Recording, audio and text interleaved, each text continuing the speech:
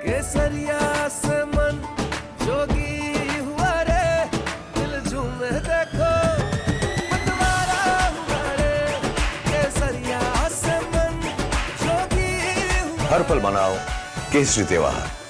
विमल, बोलो जुबान केसरी।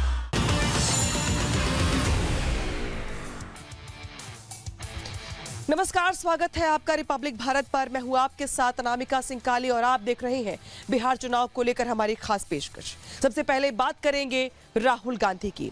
बिहार में कल फर्स्ट फेज की वोटिंग होनी है और उसके पहले राहुल गांधी ने ऐसा बयान दिया है जिसके बाद ये माना जा रहा है कि न सिर्फ कांग्रेस बल्कि पूरे महागठबंधन की मुश्किलें बढ़ गई हैं। राहुल गांधी ने कुछ ऐसा बयान दे दिया जिसके बाद ये माना जा रहा है कि बिहार में महागठबंधन को नुकसान हो सकता है। अब आपके मन में सवाल खड़े हो रहे होंगे कि आखिर राहुल गांधी ने ऐसा कौन सा बयान दे दिया जो महागठबंधन पर बिहार में भारी पड़ सकता है। समझाने के लिए दिखाते हैं आपको खास रिपोर्ट।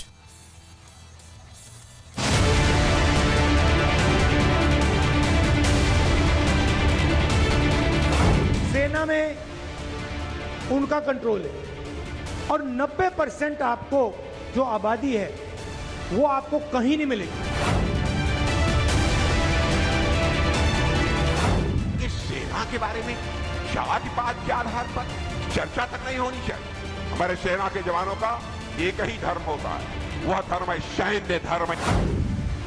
राहुल गांधी जब भी प्रचार करने जाते हैं वो ऐसा कोई ना कोई बयान जरूर देते हैं जिसे बीजेपी अपना एजेंडा बना लेती है। राहुल का यही बयान हर बार चुनाव में न सिर्फ कांग्रेस बल्कि पूरे विपक्षी दलों के लिए मुसीबत खड़ा करता है। चाहे महाराष्ट्र चुनाव हो या फिर हरियाणा का चुनाव, राहुल के बयानों ने पूरे विपक्ष की किरकिरी कराई है। अब राहुल ने बिहार चुनाव में सेना पर टिप्पणी कर विपक्ष के लिए मुसीबत खड़ी कर दी। राहुल ने बिहार में जाति की राजनीति पर बात करते करते सेना को जाति से जोड़ दिया। इसे लेकर बीजेपी हमलावर है। रक्षा मंत्री राजनाथ सिंह ने राहुल की इस हरकत को शर्मनाक बताते हुए सेना को राजनीति से दूर रखने की बात कही है। अगर आप हिंदुस्तान के सबसे बड़ी कंपनियों को देखें, कॉर्पोरेट इंडिया को देखें, अदानी अंबानी जैसी कंपनियां जो हैं, 500 सबसे बड़ी कंपनी की आप लिस्ट निकालिए और इसमें पिछड़ा, अति पिछड़ा, दलित, महादलित, अल्पसंख्यक, आदिवासी को ढूंढ के निकाल दीजिए, आपको कोई नहीं मिलेगा। आपको एक नहीं मिलेगा। सारे के सारे 10% आबादी में से आते हैं। सारा बैंक का धन उनको जाता है, सारी नौकरियां उनको जाती हैं, ब्यूरोक्रेसी में उनको जगह मिलती है। आप जुडिशरी देखिए, वहां भी उनको सब मिलता है। सेना में उनका कंट्रोल है। राहुल जी का आपने बयान पढ़ा होगा। ठीक है, अगड़ा करिए, पिछड़ा करिए, आरक्षण होना चाहिए। आरक्षण के पक्षधर हम भी हैं, हमारी पार्टी भी है, आरक्षण दिया भी है। जितने गरीब हैं सबको आरक्षण दिया है।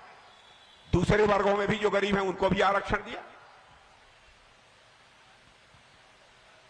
लेकिन सेना के बारे में जाति पात के आधार पर, बहनों भाइयों, मैं समझता हूं कि चर्चा तक नहीं होनी चाहिए। हमारे सेना के जवानों का एक ही धर्म होता है, वह धर्म है सैन्य धर्म। इसके अतिरिक्त और कोई दूसरा धर्म नहीं होता। राहुल गांधी का सेना के अपमान को लेकर यह कोई पहला बयान नहीं। इससे पहले राहुल अरुणाचल में चीनी सैनिकों द्वारा भारतीय जवानों की पिटाई की बात कह चुके हैं। राहुल गांधी भारत की 2000 वर्ग किलोमीटर जमीन पर चीन के कब्जे को लेकर भी फर्जी दावा कर चुके हैं। जिन्होंने 2000 स्क्वायर किलोमीटर हिंदुस्तान का उठा लिया, जिन्होंने हिंदुस्तान के 20 जवानों को शहीद किया, जो हमारे जवानों को अरुणाचल प्रदेश में पीट रहे हैं। राहुल गांधी को उनके इस बयानों की वजह से सुप्रीम कोर्ट ने फटकार लग चुकी है। सुप्रीम कोर्ट के न्यायमूर्ति दीपांकर दत्ता और न्यायमूर्ति एजी मसीह ने राहुल को जमकर फटकार लगाई थी। इस दौरान दोनों जजों ने राहुल गांधी से पूछा था कि उन्हें कैसे पता कि चीन ने भारत की 2000 वर्ग किलोमीटर जमीन कब्जा कर ली है। क्या उन्होंने वहां जाकर देखा है? सुप्रीम कोर्ट के दोनों जजों ने राहुल गांधी के सच्चे भारतीय होने पर सवाल खड़े कर दिए, लेकिन इसके बावजूद राहुल गांधी सुधरे नहीं, बल्कि राहुल ने सेना की जाति को लेकर टिप्पणी कर दी। सेना को जात पात धर्म मजहब में बांट कर देखने का काम कर रहे हैं, तो इससे ज्यादा लोकतंत्र के लिए दुखद और कोई बात नहीं हो सकती। सीमाओं को सुरक्षित रखती हैं, जो देश के 140 करोड़ देशवासियों को सुरक्षित रखते हैं, उनके पराक्रम, उनके शौर्य, उनकी वीरता, उनके कामकाज पर प्रश्न चिन्ह खड़ा करते हैं। राहुल गांधी की तरफ से सेना पर टिप्पणी से महागठबंधन हैरान है। कांग्रेस नेता दिग्विजय सिंह से जब इसको लेकर सवाल किया गया तो वो गोल मोल जवाब देते हुए पीएम मोदी को ही घेरने लगे। वहीं दिल्ली की सीएम रेखा गुप्ता ने राहुल की जाति पात की राजनीति पर सवाल खड़े कर दिए। रेखा गुप्ता ने सीधे शब्दों में कहा कि सेना की जाति पर प्रश्न चिन्ह खड़ा करना शर्मनाक है। कि जिस प्रकार से नरेंद्र मोदी जी ने इस पूरे लोकतंत्र में हमारे जो डिफेंस फोर्सेस को किस प्रकार से कॉम्प्रोमाइज किया है, किस प्रकार से उन्होंने जनरल्स के वेशभूषा पहनकर कि टोपी लगाकर जिस प्रकार से किया है, कोई प्रधानमंत्री ने ऐसा नहीं किया आज तक। राहुल गांधी वो व्यक्ति है जो कि कभी सेना पे लांछन लगाते हैं, कभी भारत को विश्व के मंच पे जाकर के, देश के बाहर जाकर के बदनाम करते हैं, कभी वो प्रभु राम के अस्तित्व पर प्रश्न चिन्ह लगाते हैं, तो कभी वो देश के सर्वोच्च पद पे बैठे हुए व्यक्ति को अपशब्द कहते हैं। राहुल गांधी की सेना पर टिप्पणी से केंद्रीय मंत्री राजभूषण चौधरी नाराज दिखे। उन्होंने पूरी कांग्रेस को देश विरोधी बताते हुए राहुल पर सेना में फूट डालने का आरोप लगाया। आरजेडी को समझ नहीं आ रहा राहुल के इस बयान पर क्या टिप्पणी करें। आरजेडी प्रवक्ता मृत्युंजय तिवारी से जब राहुल को लेकर सवाल पूछा गया तो वो कुछ भी बयान देने से बचते नजर आए। जिस तरह से उनका पुराना आदत रहा है कि आर्मी में जाति भेद और जिस तरह से सेना के मनोबल को नीचा गिराने का वो काम करते हैं, ये काफ़ी दुखद है। और देश देख रहा है जिस तरह का वो विदेश में जाकर के भारत को अपमानित करने का काम करते हैं और यहाँ सेना के मनोबल को डाउन करने का काम करते हैं। सेना में कोई जाति धर्म नहीं होता है और सेना के लोग देश के लिए लड़ते हैं। राहुल गांधी जी के बयानों को हमने अभी नहीं देखा है, ठीक से न सुना है, किस संदर्भ में उन्होंने कहा है। ये तो सब लोगों को पता है कि हमारा गठबंधन, हमारी पार्टी आरक्षण की हिमायती रही है, जातीय जनगणना कराने की मांग करती रही है और आज उसी का नतीजा है कि राजद और महागठबंधन ने जब दबाव बनाया तो केंद्र सरकार राजी हुई जातीय जनगणना पर। बिहार में तेजस्वी जी ने भी आरक्षण बढ़ाया। राहुल गांधी की जाति वाली राजनीति में सेना को खींचने पर रक्षा विशेषज्ञों ने तीखी प्रतिक्रिया दी। पीके सहगल और रिटायर्ड कर्नल टीपी त्यागी राहुल के बयान को शर्मनाक बताते हुए कह रहे हैं कि ऐसे बयान देश को कमजोर करने वाले हैं। देश विरोधी ताकतों को ऐसे बयानों से देश के भीतर फूट डालने में मदद मिलेगी। रक्षा विशेषज्ञों ने राहुल से सेना को राजनीति से दूर रखने की बात कही। राहुल गांधी का जो बयान है बड़ा निंदनीय है और मैं स्ट्रॉन्गेस्ट शब्दों में इसको कंडेम करता हूँ। राहुल गांधी जो है लीडर ऑफ द अपोजिशन है, उनका कर्तव्य है कि देश को और मजबूत किया जाए, लेकिन हर बारी ऐसी स्टेटमेंट देते हैं जिससे देश जो है कमज़ोर हो सकता है, डिस्टेबलाइज हो सकता है और बाहरी ताकतों को उछाल मिल सकता है। राहुल गांधी को पता नहीं है शायद आज हिंदुस्तान की जो सेना है पूरी दुनिया में अपनी प्रोफेशनलिज्म के लिए अपनी जानी जाती है। आर्मी 10% लोगों से ही कंट्रोल रही होती तो आज उसमें महार रेजिमेंट या सिख लाइट इन्फेंट्री बटालियन ना होती।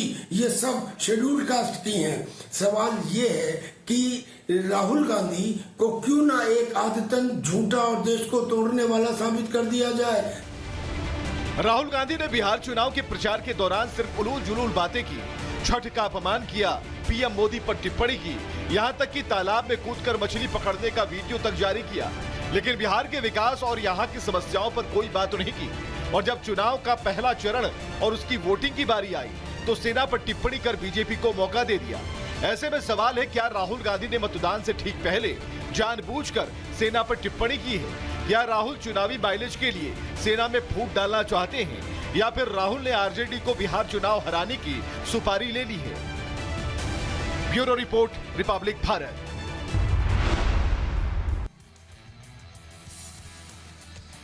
हालांकि ऐसा पहली बार नहीं है जब राहुल गांधी ने सेना को लेकर ऐसी टिप्पणी की हो। इससे पहले भी कई ऐसे बड़े बड़े मौके आए हैं जब राहुल गांधी की ओर से सेना को लेकर ऐसी टिप्पणी की गई कि न सिर्फ कांग्रेस बल्कि विपक्षी दलों के लिए भी मुश्किलें खड़ी हो गई। लेकिन इस बार कुछ और नया हुआ है। राहुल गांधी ने इस बार सेना के साथ साथ चुनाव आयोग को भी नहीं बख्शा है।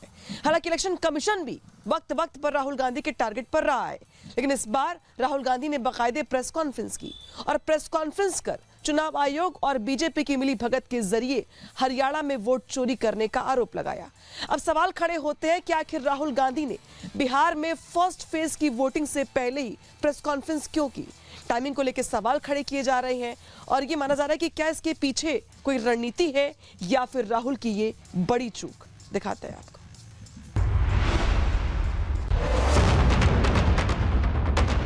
उस समय हमने तो रोना धोना नहीं किया, हमने इलेक्शन कमीशन को गाली नहीं दिया। फोटोग्राफ, नकली नाम, नकली इशू लेकर के राहुल गांधी और कांग्रेस पार्टी समय समय में बोलते रहते हैं। तो क्या रीना रिजिजू जी क्या पीसीआई बन गए?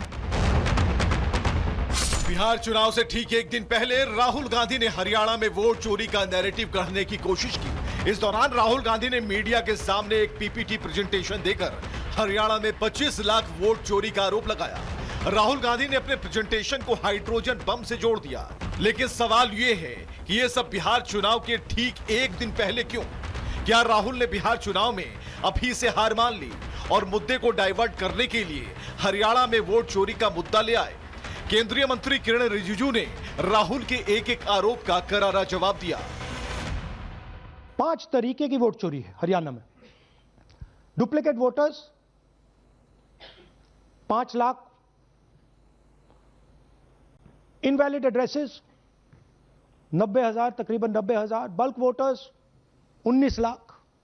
इससे साफ मालूम हो गया कि बिहार में तो कुछ बचा नहीं है, इसलिए ध्यान को भटकाने के लिए हरियाणा के इशू को लेके आ रहे हैं और फजूल के बातें लेकर के एक प्रस्तुतिकरण किया है। मैं उस पर नहीं जाना चाहता हूं बिकॉज सब फर्जी था और कुछ विदेशी महिला का नाम जिक्र कर रहे थे। वो अब चुनाव के समय वो विदेश जाता है, पार्लियामेंट चलते समय राहुल गांधी छुपके से कंबोडिया निकल जाता है, थाईलैंड निकल जाता है। बिहार में चुनाव प्रचार चल रहा है, वो कोलंबिया चले गए। तो वो विदेश जाते रहते हैं, तो उसको विदेश से जो उसको प्रेरणा मिलता है उसको लेकर के उसके कुछ टीम है वो क्या तैयारी करते हैं उनको दे देता है, फिर आपका समय को बर्बाद करते हैं। बिहार चुनाव से ठीक एक दिन पहले राहुल ने वोट चोरी का जो नैरेटिव गढ़ने की कोशिश की तो केंद्रीय मंत्री किरण रिजिजू ने उनकी हवा निकाल दी। राहुल ने हरियाणा के ओपिनियन पोल और एग्जिट पोल में कांग्रेस को मिली बढ़त का जिक्र किया तो केंद्रीय मंत्री किरण रिजिजू ने राहुल को 2004 के एग्जिट पोल की याद दिलाई। इस दौरान किरण रिजिजू ने बताया कि 2004 में सारे एग्जिट पोल एनडीए के समर्थन में थे, लेकिन कांग्रेस चुनाव जीत गई और 10 साल सरकार चलाई, लेकिन हमने कभी किसी पर सवाल खड़ा नहीं किया। हमेशा आप डाउन हुए हैं। हम लोग 2004 में पक्का जीत गया ऐसा हम मान रहे थे और एग्जिट पोल, ओपिनियन पोल पूरा बीजेपी एनडीए को क्लियर कट जिता रहे थे, लेकिन जब काउंटिंग हुआ तो हम हार गए। तो उस समय हमने तो रोना धोना नहीं किया, हमने इलेक्शन कमीशन को गाली नहीं दिया, हमने माना और हमने कांग्रेस और उनके जो यूपीए गठबंधन को हमने बधाइयां दी। राहुल ने अपने पीपीटी प्रेजेंटेशन में एक ब्राजीलियन मॉडल की तस्वीर दिखाकर कई फर्जी वोटर आई कार्ड बनाने का दावा किया तो केंद्रीय मंत्री किरण रिजिजू ने बिहार की उस महिला का जिक्र किया जिसकी उम्र में गड़बड़ी होने की वजह से कांग्रेस समेत विपक्षी दलों ने महिला की तस्वीर लगी टी शर्ट पहनकर विरोध प्रदर्शन किया था। मैं सबसे पहले तो ये कहना चाहता हूं कि पिछले पार्लियामेंट सत्र में एक महिला का तस्वीर लेकर के, मिंता देवी नाम की एक महिला का तस्वीर को टी शर्ट में छपवा करके पार्लियामेंट के परिसर में घूमते रहा और उसको इतना उछला, शाम तक वो महिला ने इतना डांटा कांग्रेस पार्टी को कि उसको उम्र को 124 बता करके जितना बदनाम किया। तो ऐसा नकली फोटोग्राफ, नकली नाम, नकली इशू लेकर के राहुल गांधी और कांग्रेस पार्टी समय समय में बोलते रहते हैं, आप सबको अच्छी तरह से मालूम है। राहुल के आरोपों की चुनाव आयोग ने हवा निकाल दी है। चुनाव आयोग ने राहुल गांधी से पूछा है कि आपको कैसे पता कि सारे फर्जी मतदाताओं ने सिर्फ बीजेपी को ही वोट दिया। जब मतदाता सूची जारी की गई तब कांग्रेस ने आपत्ति क्यों नहीं दर्ज कराई। इलेक्शन कमीशन ने पूछा कि कांग्रेस के पोलिंग एजेंट मतदान केंद्रों पर क्या कर रहे थे, क्या उन्हें कोई भी फर्जी वोटर मतदान करता मिला। पोस्टल बैलेट में तो कांग्रेस 75 के करीब जीत रही है, बीजेपी 15, 16 या 17 इतने ही कुछ था।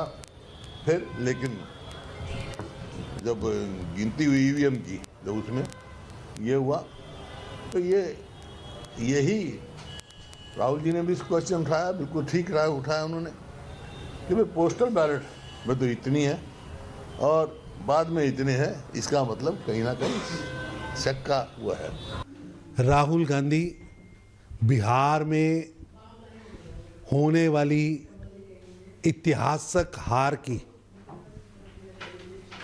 पीसी की तैयारी कर रहे हैं कि ऐतिहासिक हार जब होगी तो क्या बहाना बनाना है, किस पर ठीकरा फोड़ना है, उसकी तैयारी आज की प्रेस कॉन्फ्रेंस में स्पष्ट दिख रही है। राहुल गांधी के आरोपों पर कांग्रेस नेता दिग्विजय सिंह ने बीजेपी और चुनाव आयोग से जवाब मांगा। वहीं हरियाणा के मंत्री अनिल विज ने राहुल गांधी के आरोपों को मुद्दे से भटकाने वाली राजनीति बताया। अनिल विज ने सीधे शब्दों में कहा कि राहुल गांधी जानबूझकर बिहार चुनाव से एक दिन पहले मतदाताओं में भ्रम पैदा करने की कोशिश कर रहे हैं।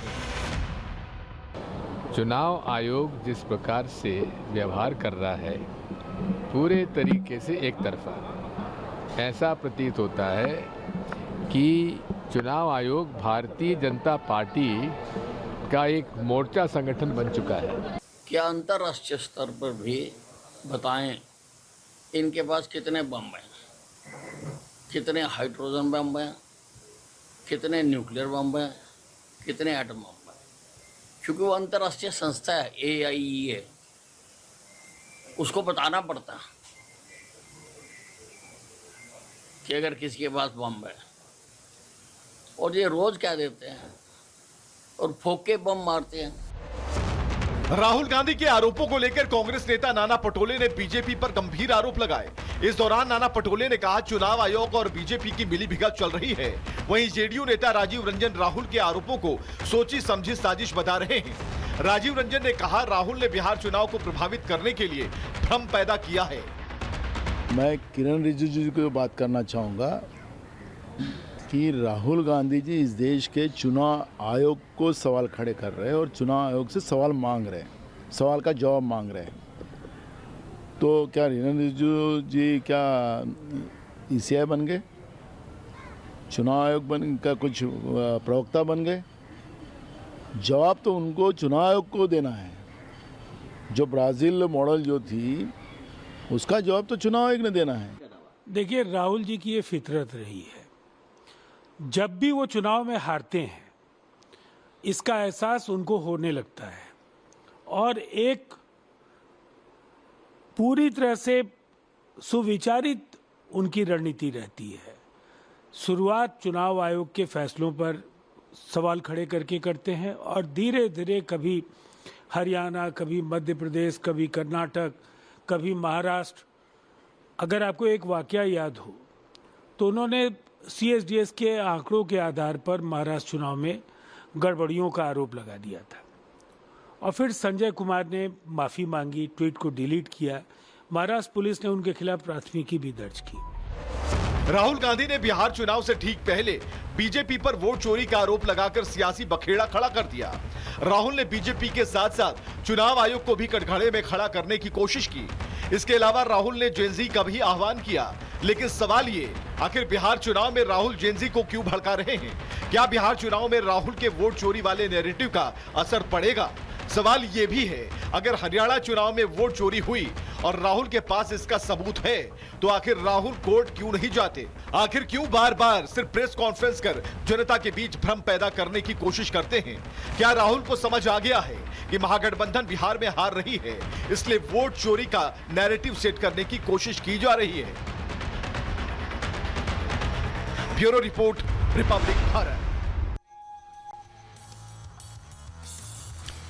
तो बिहार चुनाव में वोटिंग से पहले राहुल गांधी के बयान को लेकर सियासी घमासान मचा हुआ है और इसी वजह से बीजेपी की ओर से भी पलटवार किया गया है। जेपी नड्डा ने कहा है कि दरअसल राहुल गांधी ने पहले ही हार मान ली है।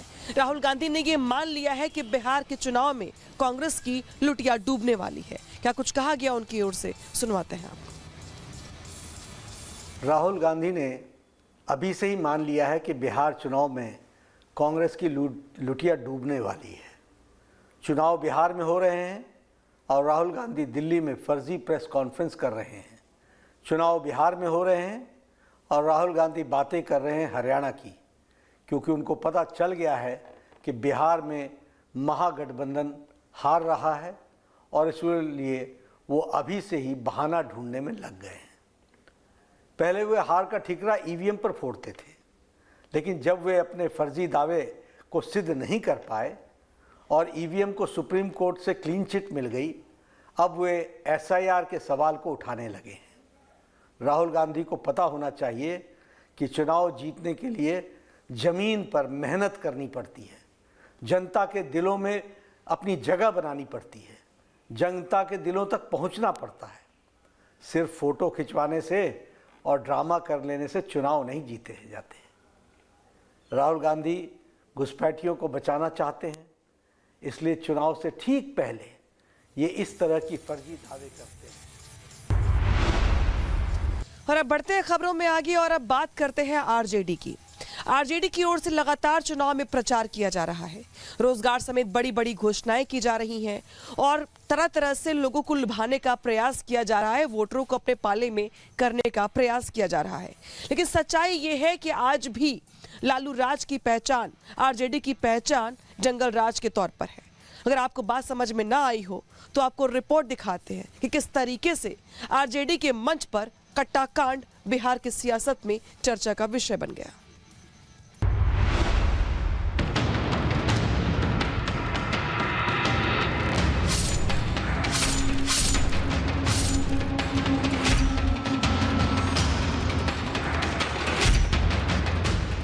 प्रत्यक्ष को प्रमाण की जरूरत नहीं होती।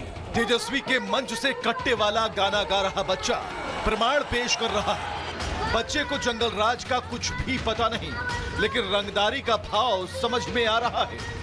हजारों की संख्या में खड़े आरजेडी समर्थकों को यह गाना इतना पसंद आया कि तालियों की गड़गड़ाहट से लोगों ने समर्थन दे दिया। तो एनडीए ने हाथों हाथ इसे मुद्दा बनाकर आम जनता को समझाना शुरू कर दिया कि जंगल राज वालों के मंच से और हो भी क्या सकता है, क्योंकि जब पीएम मोदी ने कट्टा वाला बयान दिया था तो तेजस्वी ने कड़ी आपत्ति जताई थी। लेकिन अब जब तेजस्वी की उपस्थिति में उसी मंच से कट्टा पर गाना गाया गया तो तेजस्वी चुप क्यों हैं? तेजस्वी भैया को बनने दो, कट्टा लेके घूमेंगे। एक छोटे से बच्चे को, 10 साल के बच्चे को ये संस्कृति देंगे यहाँ बिहार में? प्रधानमंत्री ने गलत क्या बोला था? उस वक्त बड़ी मिर्ची लगी थी कि प्रधानमंत्री होकर कट्टा की बात करते हैं। तेजस्वी की मौन साधना मजबूरी बन चुकी है। कई बार ऐसे मौके आए जब तेजस्वी ने जंगल राज से जुड़े आरोपों पर अपनी राय रखी। बार बार बताया कि तब वो बच्चे थे, लेकिन आज की तारीख में कट्टे वाले गीत से तेजस्वी के मंच को सजाता बच्चा ही है। कुल मिलाकर तेजस्वी को जंगल राज की छवि छोड़ नहीं रही और रही सही कसर बीजेपी के नेता पूरी करते रहे हैं। बार बार याद दिला रहे हैं कि तब और अब में क्या अंतर है, और अब तो तेजस्वी के ऊपर प्रेशर कुछ ज्यादा ही है। ये गोली की संस्कृति नहीं चलेगी। बिहार की जनता जानती है कि ये भेड़िए हैं बैठे हुए। एक मौका दिया वापस नोच लेंगे, जैसे 15 साल नोचा है बिहार में। तेजस्वी अपनी छवि को लेकर संजीदा है, क्योंकि एमवाई समीकरण से काम नहीं चलने वाला। A to Z का कुनबा साधना होगा और ये तभी संभव हो पाएगा जब जंगल राज की छवि से तेजस्वी बाहर हो पाएंगे। बच्चे ने गाना तो गा दिया, लेकिन अगर तेजस्वी की सरकार आती है तो फिर क्या होगा? वो गानों की लाइन को हिंदी में पढ़े जाने पर क्लियर हो जाता है। मतलब ये कि जीतने दो तेजस्वी भैया को, फिर हम कट्टा लेकर घूमेंगे तो कहोगे हम रंगदार हैं। ये बात अब बिहार के उन घरों तक पहुंच चुकी है जिन्होंने बिहार को विकास की पिछली पंक्ति में अव्वल होते देखा है। और अब तो जनता नहीं चाहती कि फिर कलम छोड़कर कट्टा की राह पर बिहार आ जाए। वो चरमपंथियों की तरह, वो आतंकवादियों की तरह बच्चों को जिहादी बना रहे हैं और समाज में जो नफरती माहौल खड़ा कर रहे हैं, बच्चों के हाथ में कट्टा देना, ये पता नहीं किस मानसिकता के हैं, लेकिन पूरा बिहार इसको देख रहा है और सरकार भी देख रही है। इस पर न्यायालय को भी संज्ञान लेना चाहिए, चुनाव आयोग को भी संज्ञान लेना चाहिए। तेजस्वी अपने चुनावी मंच से दवाई से सुनवाई और कार्रवाई की बात को दोहराते हैं, लेकिन जनमानस के मन में अब सवाल खड़े होने लगे हैं।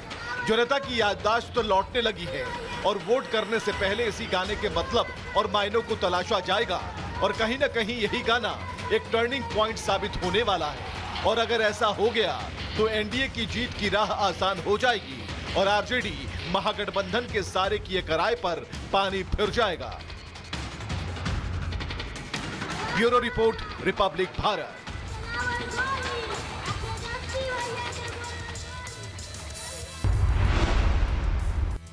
और अगली खबर भी महागठबंधन को लेकर है। महागठबंधन की ओर से इस बार के चुनाव में किसी भी उम्मीदवार को डिप्टी सीएम का चेहरा नहीं बनाया गया है, जिसे ओवैसी ने भी मुद्दा बनाया और कई मंचों से ओवैसी ने आरजेडी को खरी खरी भी सुनाई। लेकिन अब बड़ी खबर सामने आई है जब ओवैसी की ओर से बिहार को लेकर बड़ा ऐलान किया गया है। अब सवाल खड़े होते हैं कि ओवैसी के इस ऐलान का मकसद क्या है, मतलब क्या है? क्या ओवैसी इसी के जरिए सीमांचल में मुस्लिमों को साधने का प्रयास कर रही हैं या फिर आरजेडी के मुस्लिम वोटरों में सेंधमारी को लेकर रणनीति बना रही हैं? आपको याद होगा 2020 में भी ओवैसी के कई विधायक चुनाव जीतकर आए थे, लेकिन बारी बारी से सबने ओवैसी का साथ छोड़ दिया। इस बार नए सिरे से ओवैसी बिहार में हुंकार भर रहे हैं, महागठबंधन को खरी खरी सुना रहे हैं, तो वही साथ ही मुस्लिमों को ठगे जाने को लेकर आगाह भी कर रहे हैं। दिखाते हैं आपको खास रिपोर्ट।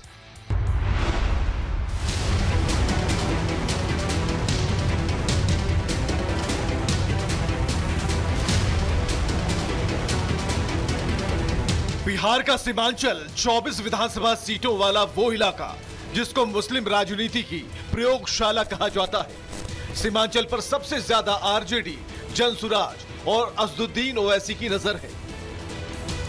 सीमांचल को एम समीकरण का गढ़ माना जाता है, इसलिए एआईएमआईएम प्रमुख ओवैसी ने यहां महागठबंधन के खिलाफ मोर्चा खोल रखा है। अब लड़ाई गद्दार को हराने की है, अब लड़ाई विरासत को खत्म करने की है, अब लड़ाई जनता के राज को कामयाब करने की है। बिहार में ओवैसी की पार्टी 32 सीटों पर चुनाव लड़ रही है, जिसमें से ओवैसी ने ज्यादातर उम्मीदवार सीमांचल के मैदान में उतार रखे हैं। ओवैसी ने पिछली बार सीमांचल की 19 सीटों पर चुनाव लड़ा था, जिसमें 5 सीट जीतने में कामयाब रहे थे।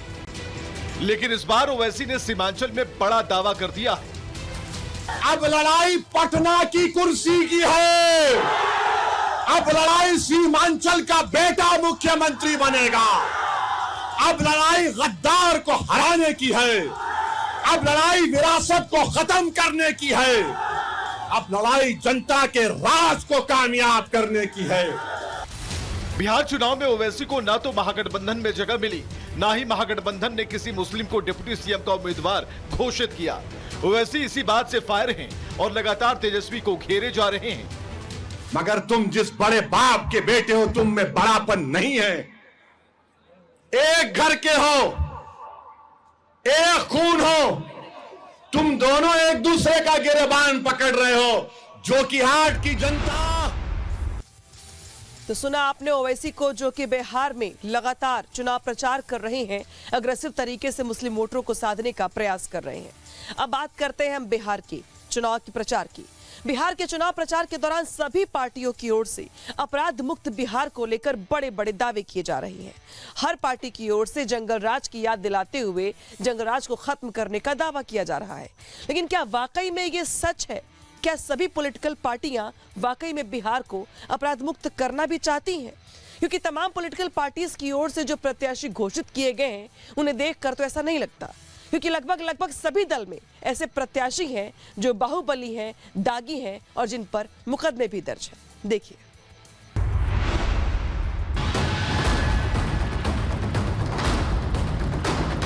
बिहार चुनाव में इस बार सियासी दलों की कथनी और करनी में सीधा अंतर दिख रहा है। एनडीए हो या महागठबंधन, सभी दल बिहार में बदलाव की हुंकार भर रहे हैं। आप लोगों को बता देना चाहते हैं कि सरकार बनेगी तो वक्फ बोर्ड का कानून का जो बिल है उसको पूरे दान में तेजस्वी फेंकने का काम करें। बिहार को विकास के पथ पर आगे बढ़ाने की बात कह रहे हैं और तेजस्वी जब मुख्यमंत्री बनेगा तो बेरोजगारी से लड़ाई लड़ेगा।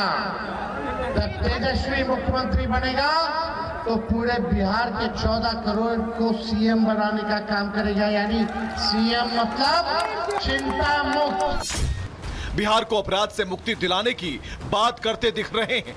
कोई बिहारी हमारा बाहर ना जाए, शिक्षा के लिए, चिकित्सा के लिए, पढ़ाई के लिए, दवाई के लिए, कमाई के लिए, यही कारखाना खोलना, यही फैक्ट्री लगाना, यही सब कुछ करना है। बिहार के सभी सियासी दल अपराध से मुक्ति की बात तो कर रहे, लेकिन इन दलों ने ज्यादातर दागियों को ही अपना प्रत्याशी बनाया है। अब सवाल ये है, क्या दागियों के दम पर ही सियासी दल बिहार को अपराध से मुक्ति दिलाएंगे, या फिर ये सिर्फ आम जनता को भ्रमित करने का चुनावी नारा है? बिहार में दागी कैंडिडेट को उतारने में कोई भी दल पीछे नहीं है, सिर्फ आंकड़े थोड़ा ऊपर नीचे हो सकते हैं। चुनाव से पहले एडीआर और बिहार इलेक्शन वॉच ने एक बड़ी रिपोर्ट दी है। इस रिपोर्ट के मुताबिक बिहार में कुल 32% दागी प्रत्याशी मैदान में हैं, यानी चुनाव लड़ रहे हर तीसरे कैंडिडेट पर क्रिमिनल केस है। ये रिपोर्ट उम्मीदवारों के एफिडेविट के आधार पर बनाई गई है, जिसमें कई चौंकाने वाले खुलासे हुए हैं। दागियों को टिकट देने में आरजेडी और लेफ्ट सबसे आगे है।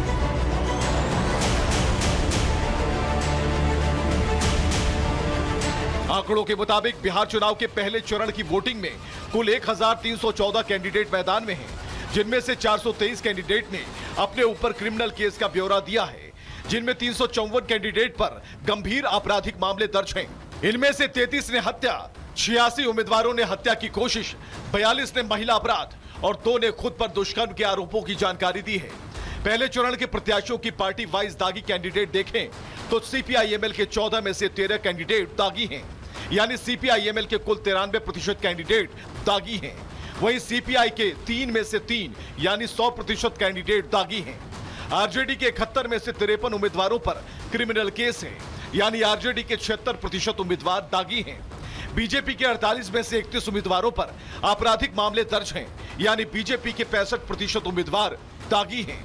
वहीं कांग्रेस के 24 में से 15 उम्मीदवार दागी हैं, यानी कांग्रेस के 65% प्रत्याशी दागी हैं। एलजेपीआर के 13 में से 7 यानी 54% कैंडिडेट दागी हैं।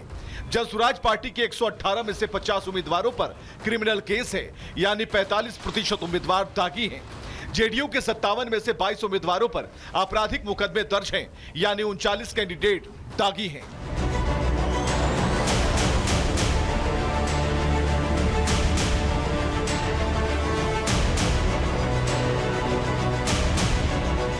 ये तो हो गई पहले चरण के दागी प्रत्याशियों की बात, जिनकी किस्मत का फैसला कल हो जाएगा। और आज के लिए फिलहाल इतना ही। कल फिर हाजिर होंगे कुछ ऐसी खबरों के साथ। कहीं मत जाइएगा, देखते रहिए रिपब्लिक भारत।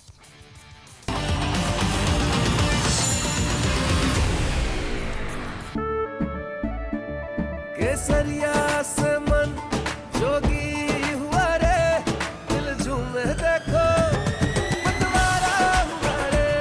केसरिया से मन जोगी हुआ। हर पल मनाओ केसरी त्योहार। विमल, बोलो जुबान केसरी।